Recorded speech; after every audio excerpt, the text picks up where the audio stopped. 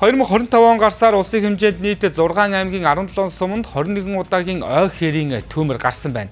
Эдгээр ой хэрийн төмрийн 90 орчим хувь нь хүний санамсар болгоомжгүй байдлаас үүссэн гэдгийг онцгой байдлын ерөнхий газраас мэдээлсэн байна. Ой хэрийн төмөрт урдчилсан байдлаар ойн 840 га хэрийн 1.3 саяга талбай, 39 гэр 27 өвлжөө, 7600 орчим мал өртөд байна. Хэдийгээр ой хэрийн төмрөөс урдчлан сэргийлэх ажлыг зохион байгуулж байгаа ч гал төмрийн дуудлага тасрахгүй байгааг онцгой байдлын ерөнхий газраас мэдээллээ. 18-ны өдөр Сүхбаатар аймгийн Эрдэнэ цагаан, за 19-ны өдөр Сүхбаатар аймгийн Асагт, за өчигдөр буюу 20-ны өдөр Төв аймгийн Эрдэнэ, Мөнгөн мөрт сумдууд дээр ингээд төмөр бүртгэгдээд онцгой байдлын байгууллагууд ажиллаж унтраалаа. Нийслэлийн ногоон бүсэд хөдөлгөөнд эргүүлгийг бол зохион байгуулж өчтөрөөс аваад эхлээд байна.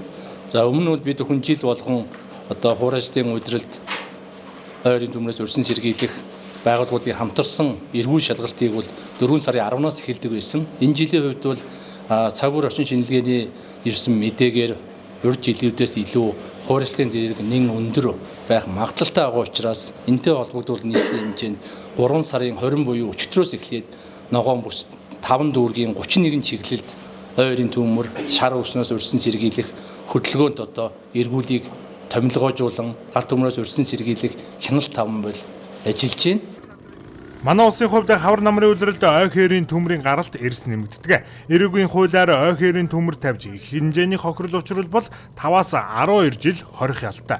Үүн дээр нэмэгдээд хохирлын хэмжээ болон хүний амнаас хохирсон бол хүндрэх заалт үйлчилнэ. Тиймээс хаврын хуурайшилт ихтэй энэ үед иргэн бүр сонор сэрэмжтэй байж ой хэрийн төмөр болзошгүй аюулаас урдчлан сэргийлэх шаардлагатай байна.